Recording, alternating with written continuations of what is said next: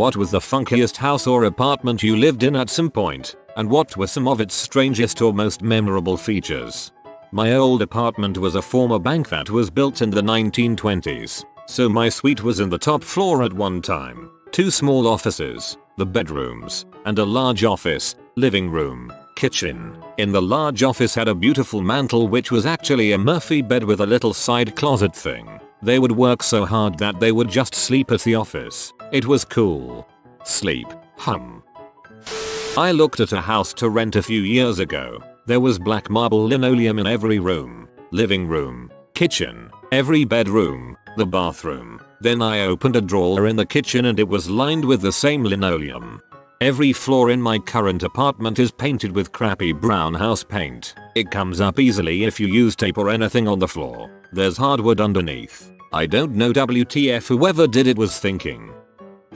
Rented a cool flat by the beach that was really a converted attic. We looked out on everyone else's roofs and could only fully stand up in the middle of the rooms. I lived in an upstairs like that once, in a heavily remodeled place that had originally served as a carriage house. The staircase to get up there was definitely not up to code, and had like 3 landings and tons of weird angles, but somehow I was able to get a twin-sized mattress and bed frame up there. Got hot as heck in the summer. We spent a summer living in my grandmother's house. It was an ominous looking house, up on a hill and you could just glimpse it through the trees from the country highway below. It was a big huge house. When my mom moved there in high school, she and her 7 siblings were able to each have their own room, even if a couple of the rooms were cubby holes in the dank basement. It was my first time having my own room, too, and my room was wallpapered entirely in old maps. My grandmother was a librarian and loved books, so every available wall was lined with bookcases filled floor to ceiling with books. There were a few hidden window seats which were special nooks for snuggling up with a book. My sisters shared a room that was lined on every wall except the doors, and instead of proper beds they had big sofas, which were surprisingly comfortable. The basement was now filled up and felt scary to us kids, but I'm sure my mom remembered how it must have been as a child. Outside the house was woods and blackberry bushes that my brother and I wandered, building forts and discovering interesting things. One day we hacked our way through the blackberries to an abandoned stable. We were always discovering unusual things, happening on creeks, finding amazing trees to climb and occasionally get stuck in. Rainy days were the best, because we would find new books all the time. There were tons of books for pretty much every age, and if there weren't, my grandmother would bring some home in the evenings after work, usually sticking to a theme. Train travel or tiny people or hot air balloons. It felt positively magical. We were there for almost 10 months and then moved a few states away. That house burned down to the ground the day after Christmas, 2 months after we left. I used to live in an old Victorian house where you could press a buzzer from the living room to the servants' quarters. Given that we obviously no longer had servants, this became a game for my sister to wake me up with at ungodly hours as my bedroom was there. Hey, I had that in a house I lived in too. We ended up just using it to signal the laundry was done and someone else could use the washer. My first apartment after college had a dumbwaiter. It had been an opulent single family house at one point. The gay couple living on the first floor would sometimes send up my mail on the dumbwaiter with a slice of cake and a note reading, "We simply must get together sometime." For those that inquired, they invited me for dinner and we became friends over time, continuing to send thoughtful treats to each other and the dumbwaiter, too. They had a grand piano that neither one played, so I entertained them when asked, and sometimes for their dinner parties. An amazing couple. I love your neighbors from that place. They sound amazing. Briefly lived in an old boarding house. Tiny room, maybe 8 feet x 15 feet. Small sink. Communal bathroom down the hall. After that, moved into an apartment under the airport office where I worked. Thin carpet over cement block walls. Had to share the bathroom with civilian air patrol meetings, and got used to random customers walking in, thinking it was the office. Random customers also sometimes were treated to me in pyjamas, underwear and not much else. Had a black hawk that liked to land right outside at night for practice. Oh god. I moved into a place that didn't have a kitchen. Had just a refrigerator, but no sink. The bathroom was split, as in the shower was upstairs with a sink and the toilet was downstairs with a sink. It also had a pack of wild turkeys that would chase me from my car to the door. It was a horrible year. Lived in a place with 2 friends for about a year. Decent looking house built in the 1930s. 2-story and unoccupied for 4 years before we got it. We had a murder basement with unfinished stone walls, low ceiling, and a partial dirt floor that tended to flood in heavy rains. There were heaps of items down there shoved into a corner from previous tenants. We had a severe problem with bats in the walls. They roasted by the hundreds and would sometimes crawl down and get into the house through gaps in the window and door frames. Absolutely nothing was done by our landlords, so we filled the gaps with expanding foam. When the bat problem was sort of fixed, we had starlings that kept getting into the drop ceiling in our kitchen. They would usually find their way out, but at least one of them went nuts and knocked a panel out, letting other birds inside while we were all at work. None of the doors in the house locked, and they were from some old school in town. Mine was covered in student graffiti carvings and had a frosted glass window. Probably was originally from a bathroom. When we helped my brother-in-law preparing for his move out of his old house, we also saw a bat at one of the storeroom ceiling. My current apartment enters through the bathroom. It's awkward. If the neighbors are in the hallway, they can actually hear you using said bathroom. Some of you may be aware of what a crash pad is. Basically, pilots that live in one city but are based in another one will often rent a bed in a house apartment so they have a place to sleep when not flying. So I got really tired of paying for mine in Los Angeles. So I bought a van and just slept in it, parked in the employee lot, pooped in a porta potty in the adjacent parking lot, showered at a Planet Fitness, ate wherever, and hung out at the airport a lot. It wasn't perfect, but it saved me a lot of money.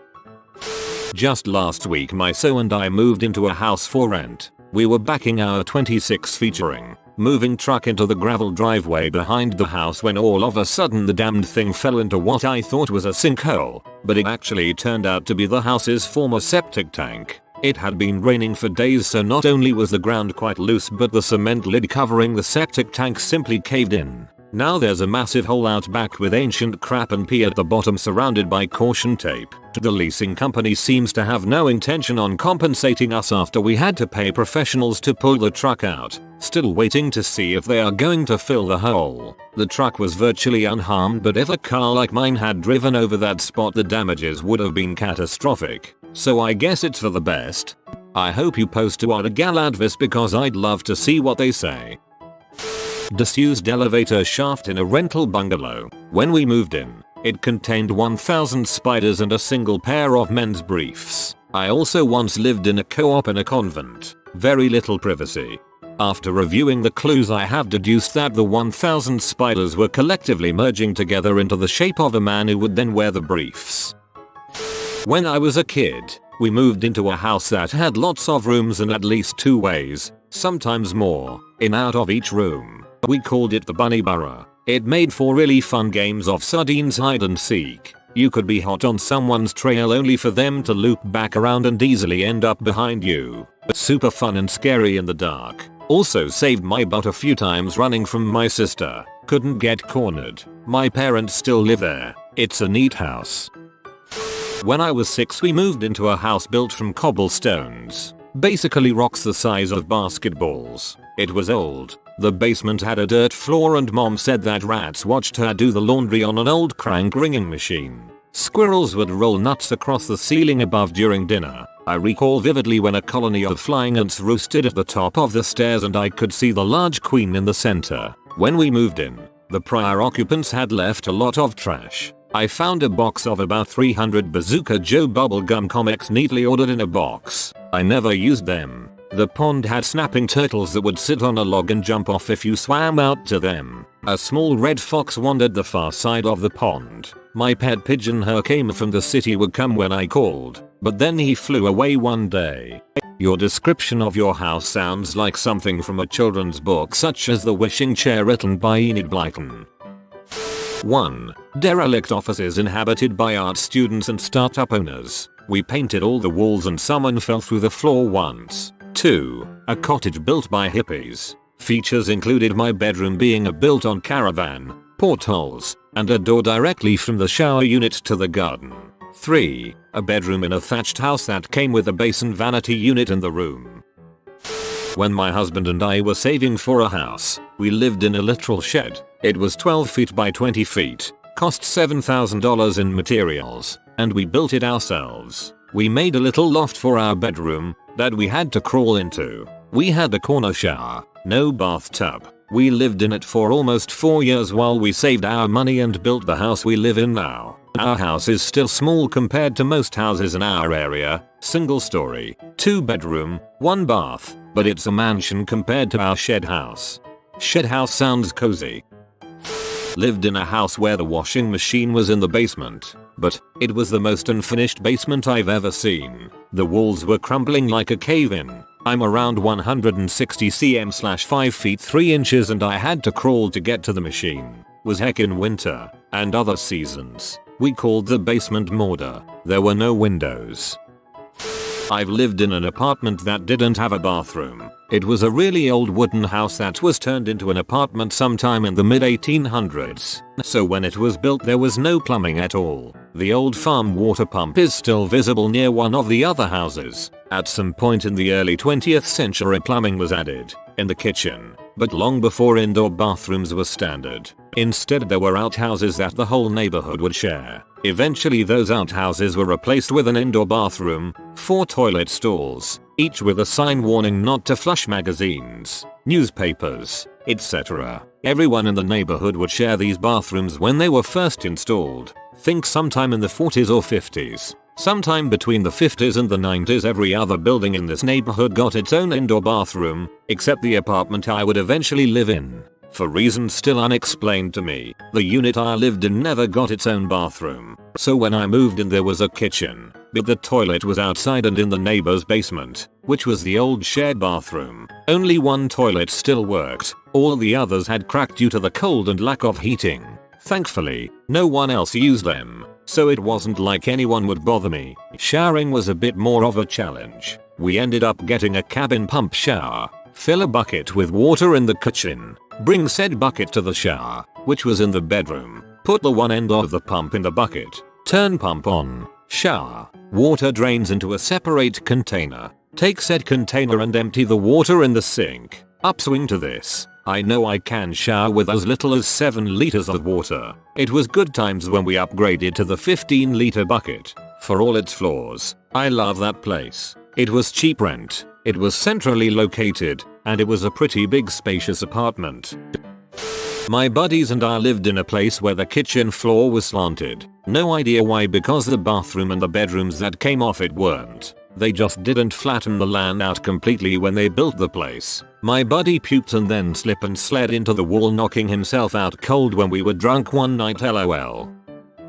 When I was 8, 1975, my parents bought a house. The advert read donkey for sale £25,000. Comes with free house. They went to look for fun but ended up buying the house. It was a fairly small house, so they got around to remodeling. My mum took around 25 layers of wallpaper off the living room walls and found original wattle and daub and oak beams. They did some research into the history of the house and found that the living room was an original home from the 13th century. It had oak beams and an ingle nook fireplace. It was really beautiful once they returned the room to its original look and added on the extra space. My bedroom has 3 doors. One leading to the furnace closet, one leading to the hallway, and one leading into the bathroom. My bathroom door is never used since I have a standing medicine cabinet in front of it now. One time, the door handle to the second bathroom door, leading into the hallway, broke in the bathroom and I had to move the medicine cabinet, wrench the unused door into my bedroom open, and crawl over my desk and computer book butt naked. I scared my roommate when she went into my room to make sure everything was okay. I moved out of my mom's house into a place that was owned by a friend's dad. He let us live there rent free if we agreed to help him fix it up. Sounds like a pretty sweet gig, I thought. But boy, did this house need some work. The year prior, the laundry room had caught fire and destroyed the master bed, bath, dining room, and of course the laundry room, and that part of the house was just boarded up when we moved in. There were 2 other bedrooms, a bathroom, living room, and kitchen, so I didn't mind too much. I was desperate to get out of my mom's house and I knew we'd be fixing it up soon. My friend and I painted our rooms. the bathroom, and the kitchen. Scraped the popcorn ceiling off of all the habitable rooms and patched a crack in my bedroom's ceiling. Patched other holes and replaced some light fixtures and outlets. We were about to redo the walls, plaster from the 50s, and replace the carpet in the living room when the landlord got shipped off to Afghanistan for a year. My own dad helped us as much as he could, but he's no home builder. He and I were working on some things here and there one Saturday while my roommate was at work, and we discovered two things. 1. There was a legit hole in the wall the size of a mini fridge in the destroyed dining room that I hadn't seen before. Fire damage. We didn't go past the kitchen, where anything could just be coming into the house. And second, my roommate was keeping food in her bedroom, and she would stuff boxes, wrappers, and half-eaten snacks in between her bed and the wall, and there were roaches in her room. When I confronted her about it, she immediately jumped on the defensive but simultaneously shirked all of her household responsibilities. Quit cleaning, quit doing dishes, wouldn't take the trash out. Her room became a bottomless pit. We fought and she eventually moved out. Told daddy I kicked her out, and he started paying her rent in a nice downtown high-rise. He said I could still live in his house, but I'd be responsible for all bills, including rent. I said frick that and got my own apartment, leaving all of my books, furniture, and electronics behind because of the bugs. My first night in my new apartment, I sat on the floor with my dog and ate crazy bread from Little Caesars for dinner. Best night of my life. Now, 3 years later, I can say that this apartment's best quirk is that the ceiling is not soundproof whatsoever. That same night, the first night I lived here, I sneezed, and the man that lives above me said, "Bless you." I also can hear him pee every single morning while I'm doing my makeup. When I was a senior in college, I rented a place. There was a built-in shelf that would open to reveal a secret storage place. The house was pretty old, so we assumed it was because it was of Prohibition. So, we kept our alcohol there in case our parents showed. I lived in a sweet place above a Mexican restaurant. It smelled funny every once in a while, but once you were through the alley and up the service stairs and through the front door you were in a completely different place. It was huge, like 2,600 sqft, nice carpet, huge kitchen, and we had 4 stores next door worth of rooftop for a patio. I moved into this place, think a big old mansion, that supposedly used to be an outpatient facility for people with mental illness. It had long ago been turned into apartments. We had a door behind our fridge that was locked. It led to a hallway that ran throughout the back of the building and had access to all the other apartments. One of the apartment accesses was literally a cupboard in this weird unknown hallway that no one knew about, that opened up to a flight of stairs and a hatchway in the ceiling floor of one of the apartments above. The place I moved into a few months ago can't decide on its light switches. It has regular switches, sideways switches, those almost flat switches, pearl chain only lights, dials U-turn 3/8S, a fricking button. Moved into crappy little trailer with a couple friends years back. One night I was sitting in the living room, stoned and watching Netflix. Heard my friend's cat eating food from its bowl in the kitchen. Show ends and I look over to the kitchen and make clicking noises to call cat over for some pets. Oh, that is not a cat. That's a fricking opossum. It had stopped eating and we just stared at each other for what seemed like forever. The opossum then slowly turned around and started walking towards the hallway. I followed it down the hallway and into the bathroom where it entered a softball-sized hole in the wall hidden behind the toilet. He was pretty chill. Fairway Frank made his way indoors. I lived in an apartment that was contained within supposedly a 2/3 sized replica of Noah's Ark. They even had a bunch of animals running around outside. Goats, rabbits, cats, chickens. I just checked out my sister's new place she got way the frick out in the country. It's pretty strange. The hall bathroom is carpeted, and the spa bath is accessed via stairs, carpeted, and the toilet is on one of these stairs. Also, the popcorn ceiling has glitter throughout the entire home. I've never seen anything like it. It gives it an abandoned Christmas department store from the 1950s vibe. I had a full-sized, fully functioning sink in my carpeted, Bedroom. It was freaking awesome. And I'm taking about a room that seemed to be converted. It was a Georgian era building and the room just had an isolated sink with the bare plumbing sticking out of the wall with nothing else. We have that. It's called a vanity and it's right next to the full bathroom. A door connects the bathroom to the hall and a second to our bedroom. Makes a 2B1BR a little easier since we have a sink to just leave makeup and face soap everywhere. I sometimes feel like I'm living in a sitcom where 4 guys are living in a 2-bedroom apartment and 2 of them are dating each other while the 4th is a small Asian man living on the couch. We all go to the same college and all have different fields of study and we all basically live in this weird Seinfeld Friends ripoff where stupid crap happens daily. Some of the best funniest parts are the times the 2 lovebirds got s-faced and spent an hour trying to make a pizza in the oven while I sat back and watched. Or the time the couch guy had his girlfriend stay for the night and forgot she was staying there and got up to go to work in the morning but took her car. Or my favorite time when we went to Costco together to get groceries and realized we didn't have enough room in the car for all the crap we bought and so we left one of the 2 lovers there and forgot to go back and get him and we had his phone in the car. Life goals.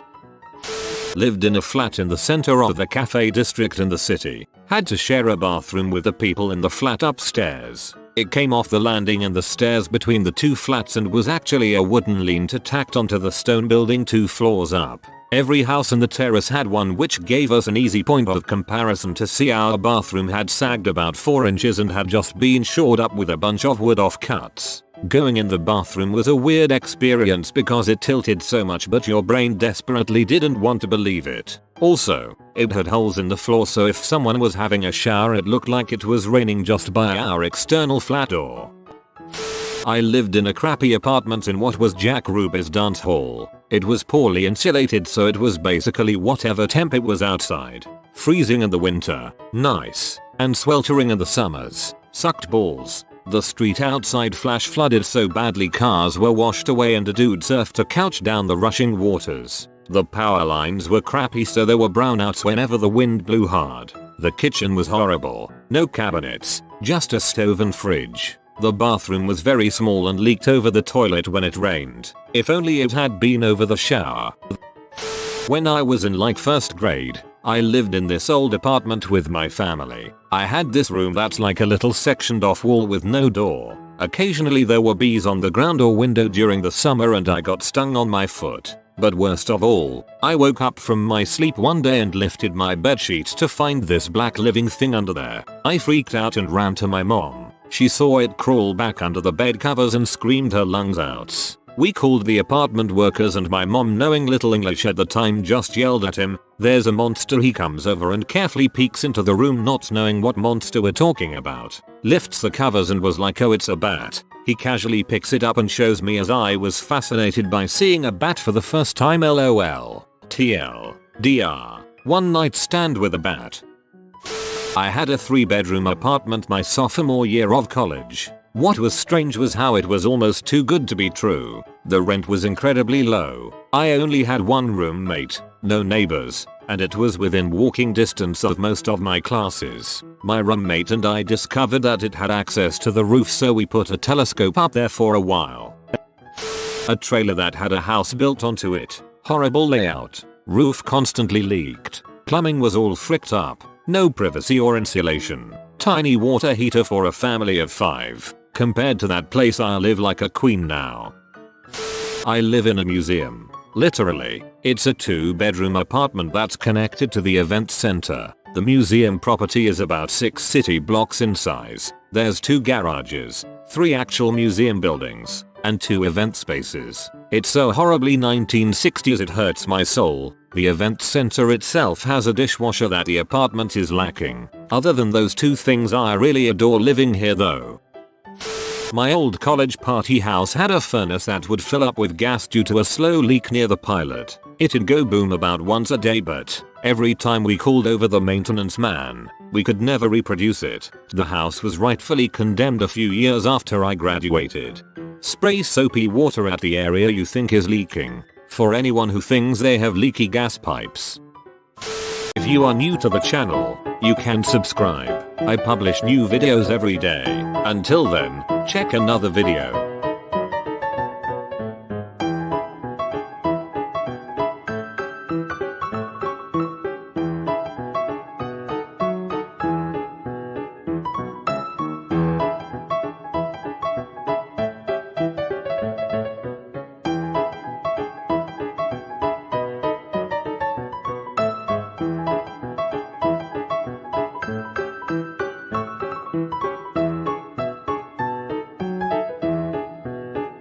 Bye for now.